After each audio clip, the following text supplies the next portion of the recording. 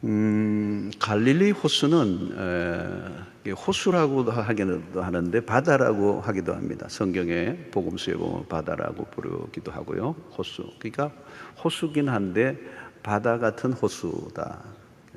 그래서 풍랑이 일어날 때는 바다같이 메스게 이제 몰아치는 것입니다. 지형적으로 보면 이 갈릴리 바다 호수는 평소에는 굉장히 고요한 호수입니다. 그런데 갑자기 한 번씩 돌풍이 몰아치는 겁니다. 폭풍이. 그냥 그러면 그냥 상상하지 못하는 그냥 일기가 변하면서 있는데, 이게 왜 그런가 하면 이 헬몬산, 남쪽에 있는 헬몬산이 있는데, 헬몬산이 굉장히 높은 산입니다. 해발 2814 정도가 되니까 굉장히 높은 산인데, 그쪽에서 바람을 타고 내려오면서 요르단 암벽에 부딪히고 그것이 다시 갈릴리 바다로 내려오면서 내리칠 때는 마치 갈릴리 바다에 그 해일이 일어나는 것처럼 이렇게 갑자기 변하는 것입니다. 무섭게. 오늘 예수님이 제자들과 함께 배를 타고 이제 호수로 건너고 있는데 갑자기 이 광풍이 몰아친 것입니다. 긴급한 상황이죠. 근데 배를 타고 있는 이 제자들은 대부분 다 어부 출신들입니다. 이런 풍랑을 헤쳐본 경험이 있는 사람들이기 때문에 이 광풍을 만날 때 대충 감이 오죠. 그런데 이번에 이 예수님과 함께 타고 있는 이 배에 이 풍랑은 이전에 경험하지 못했던 풍랑인 것 같아요. 통제가 불가능한 상황, 어떻게 할 수 없는 상황에 온 것입니다. 풍랑의 사이즈가 큰 것이었어요. 순식간에 배 안으로 물이 가득 차게 되었다고 오늘 그랬습니다. 가득 차고 또 위태롭게 됐다 그랬죠. 우리는 이 바다를 항해하는 것과 인생이 닮아 있다, 그런 얘기를 많이 합니다. 그건 시가 아니고 현실입니다. 이 바다를 항해하는 것이 우리 인생과 얼마나 닮아 있는가. 특별히 항해를 하다 보면 무슨 일을 만날지 알 수가 없습니다. 소위 말하면 예측 불허라고 하는 것입니다. 예측 불허. 예측 불허라는 말은 뭘까요? 내가 미리 준비해 둘 수가 없는 것입니다. 준비와 상관없이 갑자기 밀려닥치는.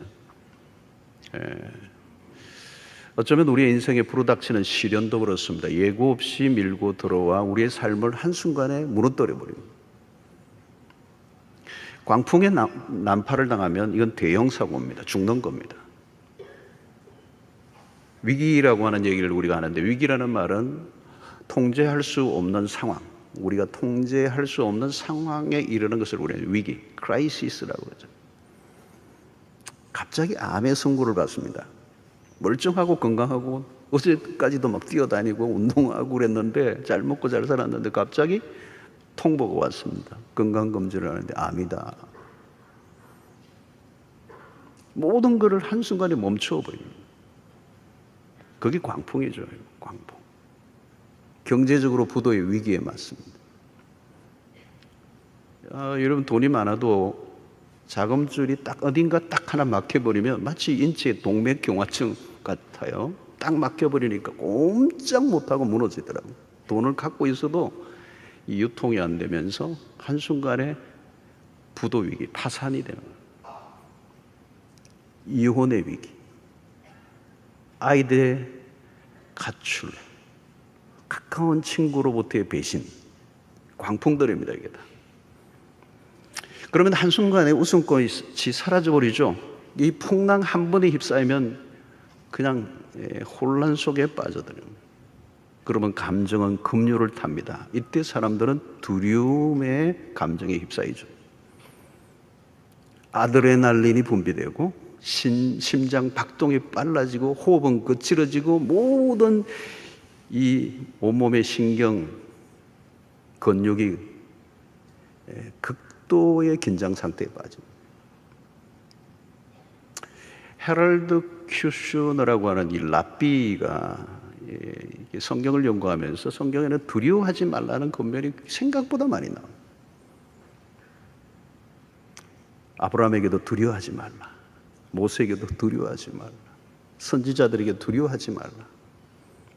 그것을 보면서 우리 라피는 하는 말이 11번째 계명에 두려워하지 말라를 넣어야 된다는 거예요.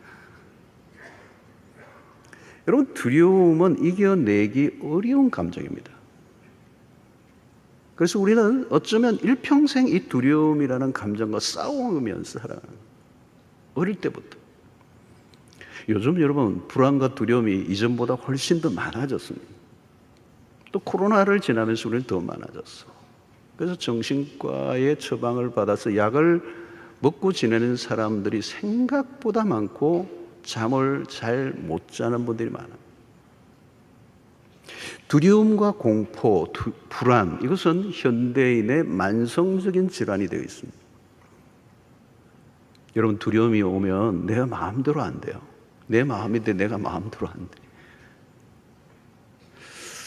힘겹게 싸웠던 것들이 한순간에 허물어질 수 있다는 상황은 굉장히 두려운 것이잖아요. 여러분, 폭풍이 몰아치면, 우리의 인생에 경랑이 치면 불굴의 의지 박살나요. 의지가 굉장히 굳은 분들도, 강한 분들도 풍랑이 한번 몰아치면 여지없이 꺾입니다. 인간의 의지 굉장히 강한 것 같은데 약해요. 여러분, 거목도 폭풍이 한번 몰아치니까 어떤 거목들이 확 쓰러져 있더라고요. 이야, 저렇게 큰 거목이 무너지는구나. 우리 인생도 마찬가지입니다. 대단해 보이고 불굴의 의지, 강인한 체력, 한 방입니다.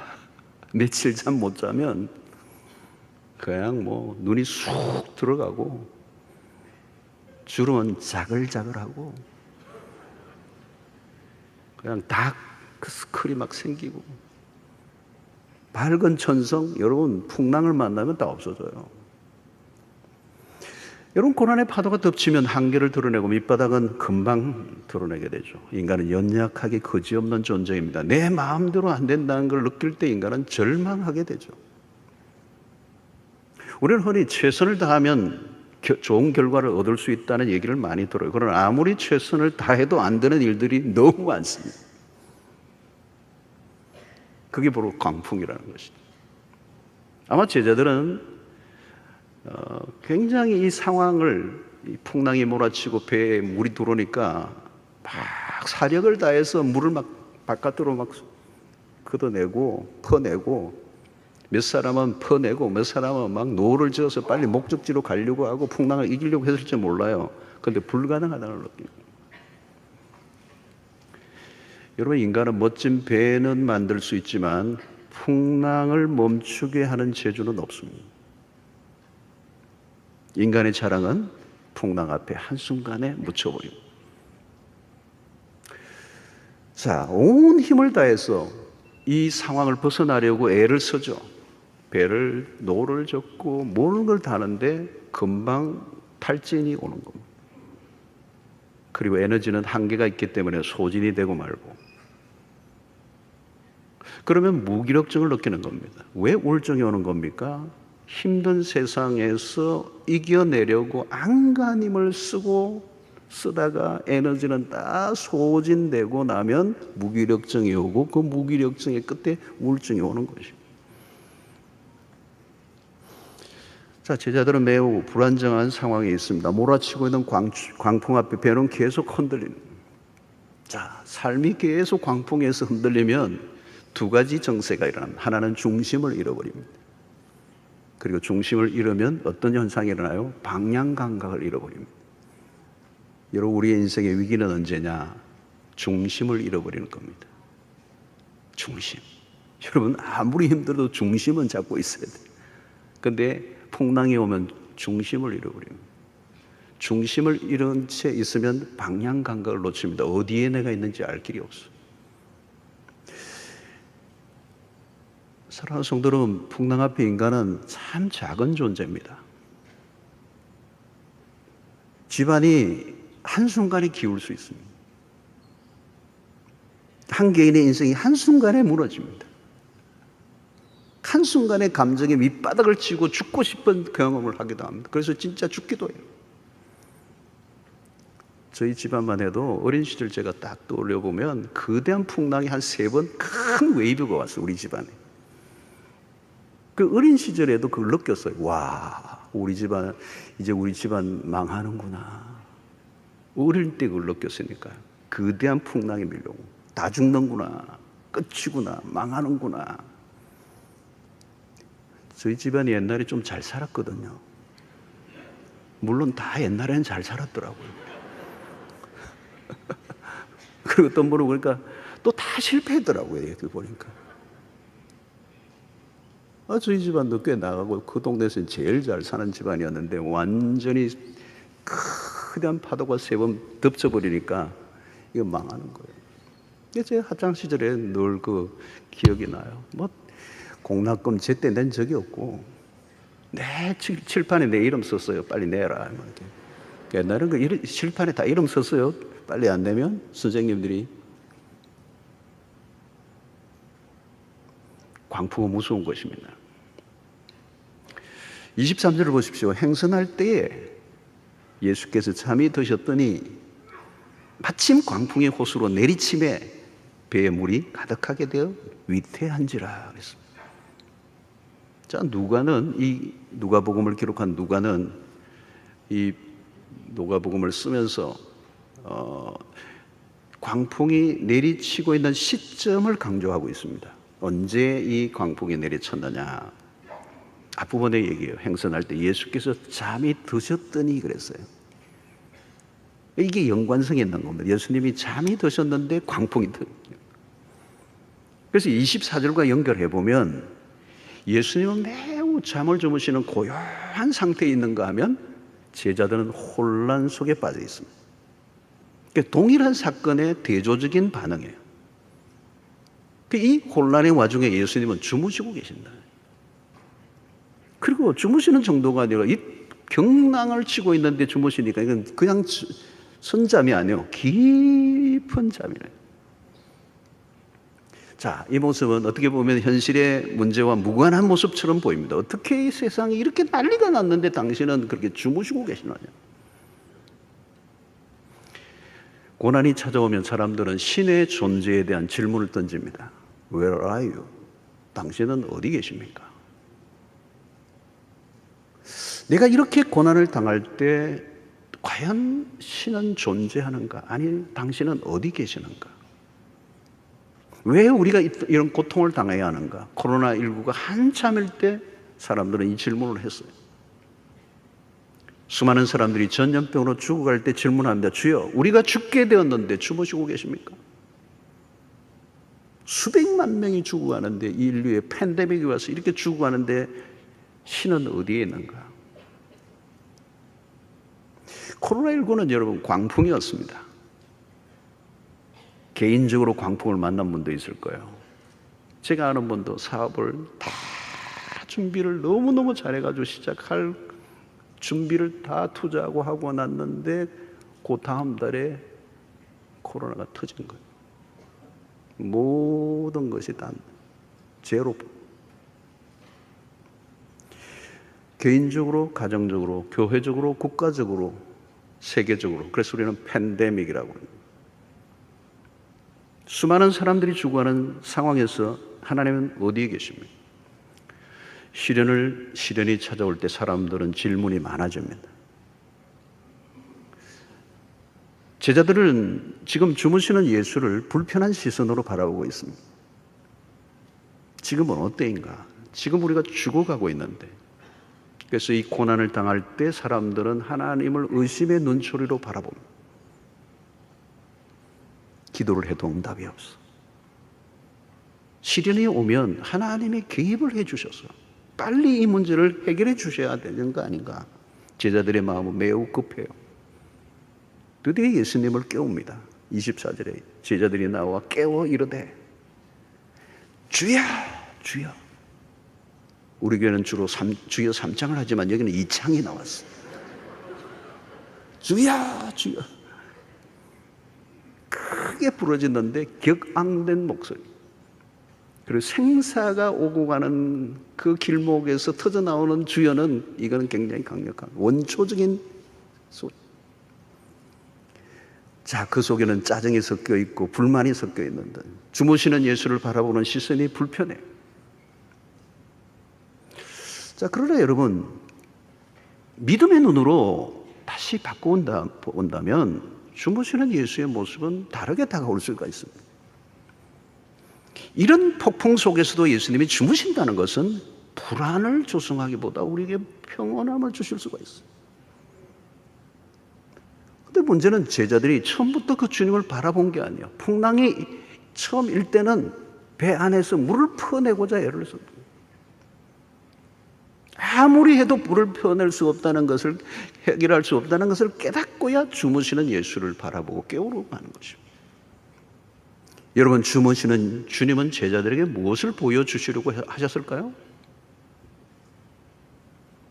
우리는 인생이 순풍에 안 듯 가기를 원합니다. 그러나 바다에 풍랑이 없기를 바라는 것은 너무 낙관적이에요. 여러분, 내 인생에 풍랑이 없을 것이라고 생각하고 살아가는 사람이 있다면 그건 너무 낙관적인 생각이에요. 풍랑이 왔다면, 고난이 왔다면 올 게 온 거예요. 올 게 온 거예요. 안 올 게 온 게 아니에요. 인생은, 바다는 풍랑이 없을 수가 없어요. 시기의 차이, 때의 차이가 있을 뿐이에요. 자, 이 풍랑이 일어나자 제자들의 정체가 드러나기 시작합니다. 고난이 오면 밑바닥에 숨어있던 것들이 노출되고 있는 것입니다. 여러분, 인간은 고난이 없으면 금방 우쭐거립니다. 얼마나 우리는 쉽게 자기 잘난 맛에 사는지 모릅니다. 풍랑은 제자들을 훈련시키는 아주 필수 코스예요. 갑자기 불어닥친 광풍처럼 보이지만 주님의 의도가 숨어 있는 것이죠.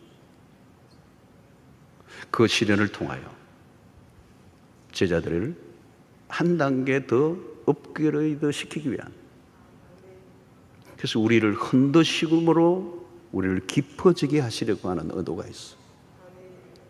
신기해요, 여러분. 고난은 우리가 원치 않지만 그 고난을 통해서 하나님이 하시는 일은 굉장히 많아요.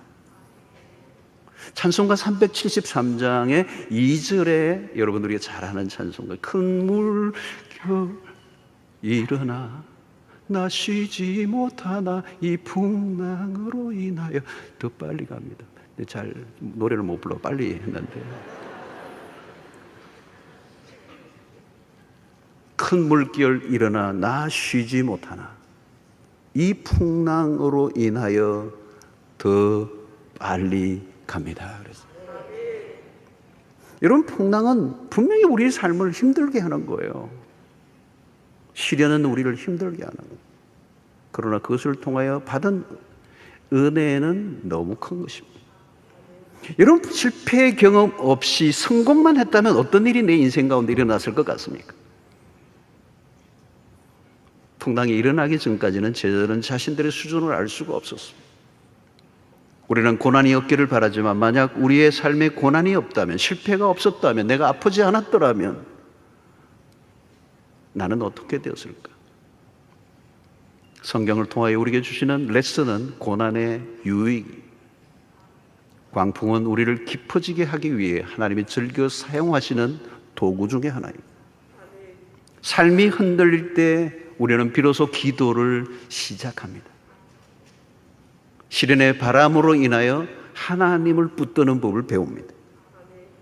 평안할 때, 성공할 때, 잘 나갈 때 우리의 기도는 응성해요. 하나님을 붙드는 듯 마는 듯, 기도하는 듯 마는 듯. 그게 뭔 기도인지. 왜요? 하나님 외에도 붙들 것이 많다고 여기기 때문에. 그러나 인생의 끝판에서 시련과 광풍이 몰아치면 비로소 우리는 기도의 언어를 배우기 시작하는 것. 자, 24절 하반절에 보니까 예수께서 잠을 깨사 바람과 물결을 꾸짖으시니 이에 거쳐 잔잔하여지더라. 제자들이 다급하게 깨우자 예수께서 일어나 가장 먼저 바람과 물결을 꾸짖으셨어요. 거대한 풍랑이 순간적으로 잔잔했습니다. 한순간에 상황을 바꾸어 놓으셨습니다. 경랑을 쳤던 그 호수는 거짓말처럼 잔잔한 호수가 되었습니다. 여기서 우리 예수님은 꾸짖으셨다고 그랬어요. 예수님은 이 풍랑을 꾸짖으시고 잔잔하게 하셔요. 예수님은 자연과 귀신과 질병을 꾸짖으세요. 꾸짖는다는 말은 권위의 문제입니다. 그래서 25절 하반절에 그가 누구이기에 바람과 물을 명함에 순종하는가 하더라. 이것은 모든 것이 예수의 권세 아래에 있음을 입증해 주고 있습니다. 제자들은 입을 다물지 못하고 그가 누구시기에,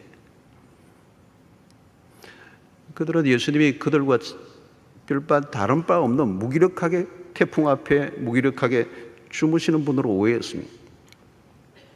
그러나 그는 완전한 사람이면서 동시에 완전한 하나님이십니다.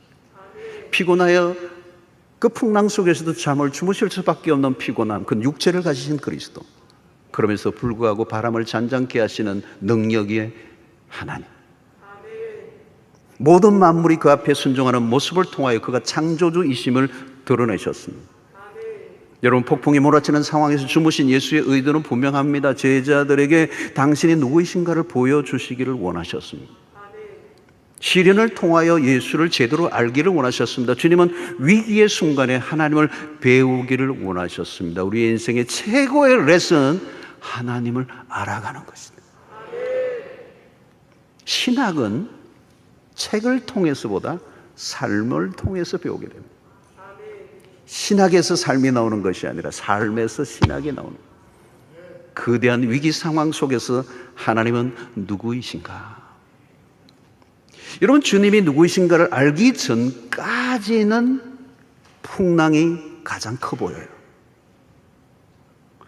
주님을 알기 전까지는 우리의 삶에 닥치는 그 시련과 고난과 고통의 실제가 크게 보여요. 주님을 제대로 하나님을 알기 전에는 골리앗이 가장 크게 보이죠. 그러나 주님을 알고 나면 골리앗은, 시련은, 광풍은 작은 것입니다.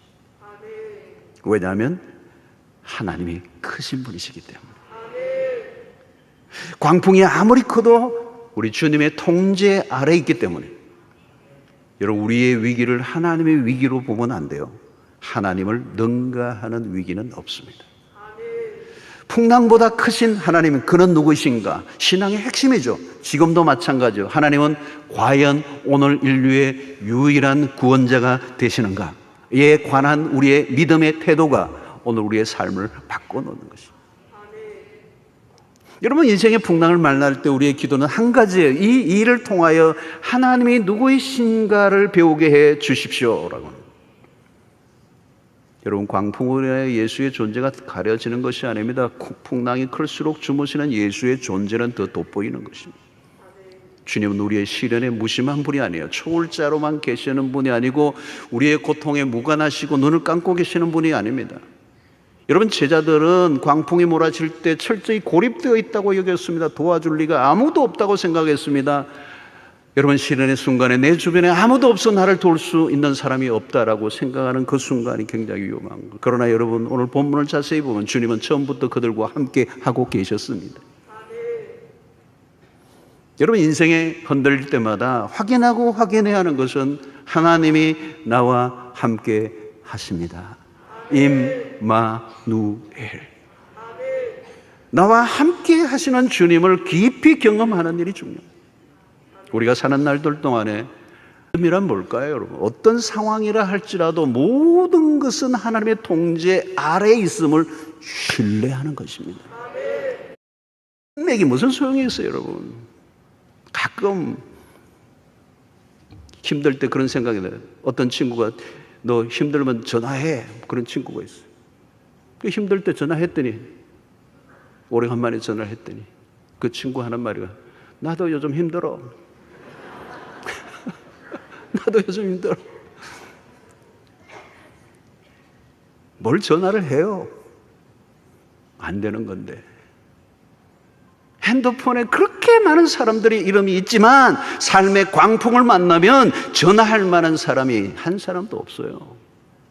전화해 보세요, 되는가?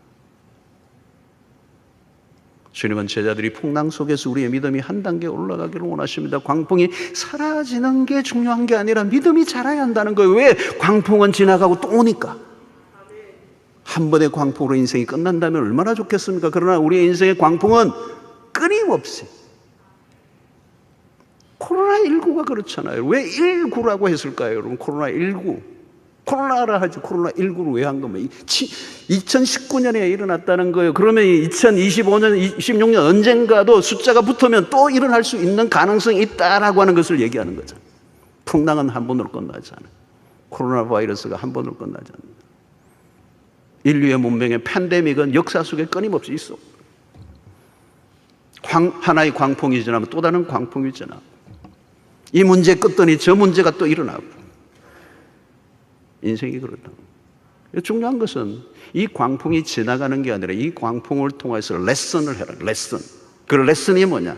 하나님을 신뢰하는 믿음이 답이고, 그 믿음이 온전해지고, 그 믿음이 제대로 된 믿음으로 작동되고 성장한다면 그 다음에 찾아오는 그 풍랑에서 우리는 파묻히지 않고 그 풍랑에 맞서서 하나님의 하나님 되심을 경험할 수 있는 기회가 된다는 걸 말하는 거예요.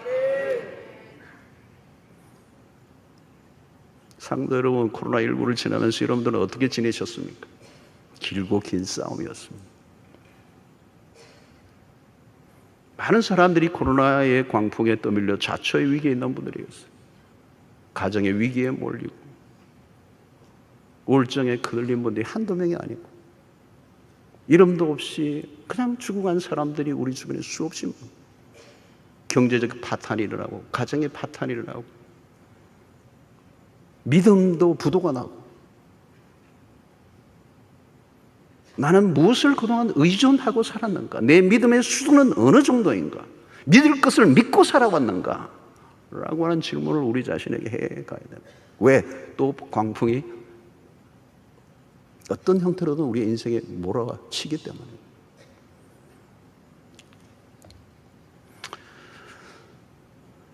여러분, 우리 모두는 예수를 믿고 구원을 다 받았습니다. 1차적인 믿음이죠. 그거는 1차적인 믿음. 그 믿음에는 문제가 없어요, 여러분. 예수 그리스도를 믿고 그분이 나라의 죄를 위해 죽으셨고 부활하신 그리스도를 내가 믿음으로 구원 얻는다는 이 부분에 대해서 흔들리면 뭐고는 아무 할 얘기도 없지만, 대부분의 교인들은 거기에서는 문제가 없어요. 그런데 문제는 생활 속에서 일어나는 이 수없는 풍랑 속에서 그 이겨내는 믿음. 상황이 터지면 막 흔들려 버리는 거예요. 그냥 안 믿는 사람하고 똑같아요. 여러분, 믿음이란 뭘까요? 믿음이란 보이지 않는 것을 보는 것 같이 하는 것입니다. 히브리서 11장 27절을 보면, 믿음으로 애굽을 떠나 왕의 노함을 무수하지 아니하고 곧 보이지 아니하는 자를 보는 것 같이 하여 참았으며. 풍랑 속에서도 주무시는 예수를 통하여 눈에는 보이지 않지만 하나님이심을, 그분을 신뢰해야지 광풍을 더 크게 보는, 풍랑 속에서도 주님의 존재를 바로 볼 수 있는 눈, 이게 믿음이란 거예요. 풍랑의 실제보다 더 선명하게 드러나는 그분을 신뢰하는 게 믿음이에요. 주님은 무기력하게 주무시기만 하시는 분이 아니에요. 주무시고 계시지만 Don't worry라는 거예요. 괜찮아, 나를 믿어, 나는 너를 충분히 도울 수 있어. 경랑 속에서도 평온을 유지하시는 예수를 바라보아야 합니다. 왜? 주여, 이 시간 이렇게 주무시고 계십니까? 가 아니라, 주여, 우리도 이런 상황 속에서 예수님처럼 잠을 잘 수 있는 믿음을 주십시오. 이렇게 기도해야 됩니다. 여러분, 주무시는 게 그냥 배가 아파하지 말고, 잠이란 여러분 얼마나 놀라운 겁니까? 여러분, 잠이라는 건 정말 축복이거든요. 평온의 상태, 심리적 안정감. 어떤 사람은 잠자리만 바뀌어도 잠이 안 오는 거예요. 환경만 약간 바뀌어도 약간 예민한 게 있으면 잠이 안 오는 거예요. 잠은 안식의 상태란 말이에요. 그 안식을 통해 회복을 주시고 잠을 풍랑 속에서 잘 수 있다면 그건 최상의 상태예요. 오늘도 여러분, 세상에 별일이 일어나도 저녁에 딱 9시나 10시나 딱 누웠는데 그냥 기절하시듯 주무시는 건 복입니다. 내일 무슨 일이 일어날지 몰라. 그러나 자는 동안에는 내 영혼 평안해. 아까 찬양한 거죠. 그리고 낮에는 또 뭐 좀 뭐 하다가 또 딱 시간 되면 자는 거예요. 뭐 깨어있다고 뭐 일이 바뀌어지는 것도 아니고 해결되는 것도 아니고 내 뒤척이다가 머리 떴고 막 이러다가 눈만 뻑뻑하고 나중에는. 여러분 지금 주님의 주무시는 모습은요 최상의 상태예요. 풍랑이 있는데 주무신다. 이거 최상의 상태 아닙니까? 그러니까 이것은 뭐가 가능하냐면 아버지의 품 안에 있을 때만 가능한 거예요. 혹독한 광풍 속에서 잠을 잘 수 있다. 이것은 아버지의 품밖에 없어요. 여러분 태풍이 몰아쳐도요 엄마의 품에서 젖을 먹고 있는 아기는요 내 영혼 평안해요.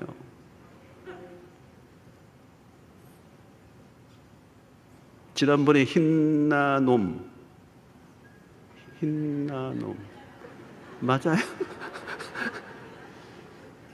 태풍이 막 몰아치는데 여기 뭐 저기 요토 경기장으로 막 그냥 뚝으로 그냥 밀고 넘어오는데 와 바람도 그 새벽에 절정이었거든요. 새벽기도 나오는 시간인데 와 분위기가 달라요. 제가 제 방에 딱 와가지고 딱 바라보는데 뭐 아무리 쳐도 뭐 제가 방 안에 딱 있는데 파도가 안 오더라고요. 안 오. 파도구나. 바람만 쉥쉥하고 하는 겁주는데 뭐 우리 건물이 또 주님은 언제나 성부 하나님을 철저히 신뢰하고 있음을 우리에게 보여주는 장면이 명장면이 풍랑 속에 잠자고 계신 예수 그리스도. 그분은 우리가 의지하고 신뢰할 만한 분이시라. 제자들의 문제는 뭡니까? 주님을 계속적으로 신뢰하는 일에 실패하는 겁니다. 그리스도는 모든 상황을 통제할 수 있는 분이라는 것을 믿지 못했어요. 예수는 하나님이세요. 예수는 어떤 상황 속에서도 우리의 구원자가 되십니다. 믿음이란 지속적으로 그리스도를 바라보는 것이다. 두려움이 왜 오는 것입니까? 잘못된 시선 처리예요. 여러분 풍랑을 계속 바라보면 두려움은 올 수밖에 없습니다. 무엇을 바라보느냐? 그들은 고요하게 잠들어 계시는 주님에게로 처음부터 시선을 옮겼어야 했습니다. 그분은 모든 상황을 바꿔 놓으실 수 있는 분이시기 때문에 흔들릴수록 우리가 할 일은 흔들리지 않는 것을 찾고 바라보아야 합니다. 주님은 요동치 않는 반석이 되십니다. 믿음이란 뭘까요? 시선 고정입니다. 누구에게? 그리스도에게. 코로나19를 지나면서 우리는 모두 코로나 감염자 숫자, 뭐 통계, 도시별 통계, 백신 1, 2차, 3차 맞을 건가 말 건가 떠도는 괴담들, 마스크, 거리두기 뭐 우리의 시선이 어디에 집중되어 있었어요? 거기에 온전히 고정되어 있으니까 두려움이 몰려오고 마음은 불편하고 우울해지고 안식이 없었던 것입니다. 두려움을 줄 만한 곳으로부터 우리의 시선이 빠져나와야 합니다. 새로운 시선. 그것은 바로 예수 그리스도. 그분만이 우리의 힘이시요, 능력이시요, 구원이시요, 반석이시요, 산성이시요, 뿌리시요. 사랑하는 성도 여러분, 앞으로도 풍랑은 일어날 것입니다.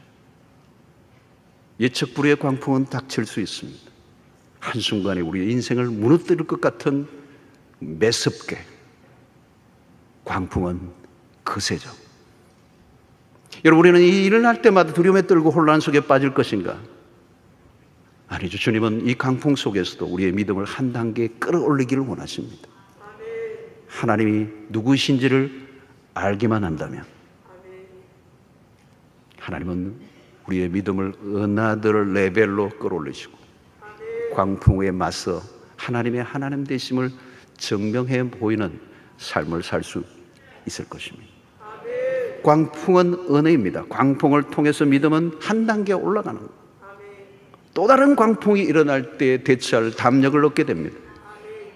사랑하는 성도 여러분, 이 코로나19를 지나면서 우리의 인생의 경랑 속에 있는 분들이 계실 거예요. 저도 우리 성도들의 그 신방의 얘기들을 들으면서 정말 경랑에 빠져 있는 분들이 광풍은 파괴력이 있습니다. 어설픈 자구책은 도움이 안 됩니다. 광풍 앞에서 인간의 한계를 빨리 인정해야 합니다. 그리고 우리의 지혜나 열심을 멈추고 하나님을 전적으로 바라보아야 합니다. 믿음이 필요합니다. 그냥 믿음이 아니라 강풍보다 더 강력하신 하나님을 전적으로 신뢰하는 믿음. 광풍에 대항마는 믿음이에요. 두려움의 처방도 믿음인 것입니다. 주님은 우리의 믿음을 확인하기를 원하십니다. 거대한 풍랑을 지나면서 우리의 믿음은 어디 있는가? 우리 어느 수준의 믿음을 가지고 있는가? 우리가 풍랑 속에 있을 때 하나님은 멀리 계시지 않고 침묵하시지 않고 함께 하시고 우리를 이기게 하시는 신실하신 그 하나님, 하나님이 하나님 되심을 드러내십니다. 여러분, 모든 것은 하나님이 주도하십니다. 어떤 폭풍이라도 하나님의 손 안에 있습니다. 코로나19도 하나님의 손 안에 있습니다. 하나님의 만물을 통치하신다는 그 말은 하나님이 모든 역사를 책임지신다는 뜻이고, 우리에게 어떤 일이 일어난다 할지라도 하나님은 그것을 사용하셔서 하나님의 뜻을 이루시고 하나님의 영광을 드러내시는 줄로 믿습니다. 이제 우리의 믿음이 필요해요. 이제 코로나 팬데믹을 지나면서 더 믿음으로 비상하는 역사가 여러분들 모두에게 있게 되기를 축원합니다. 여러분, 373장 4절에 이 세상 고락간 주 뜻을 본받고 내 몸이 어느 것 하나에도 의지할 것이 하나도 없을 때 우리가 구해야 될 것은 큰 믿음을 주십시오. 반주 한번 해주시오. 한번 불러봅시다. 이 세상 고락간 주 뜻을 본받고 내 몸이 지었을 때 큰 믿음. 한 번 더. 이 세상 고락간 이 세상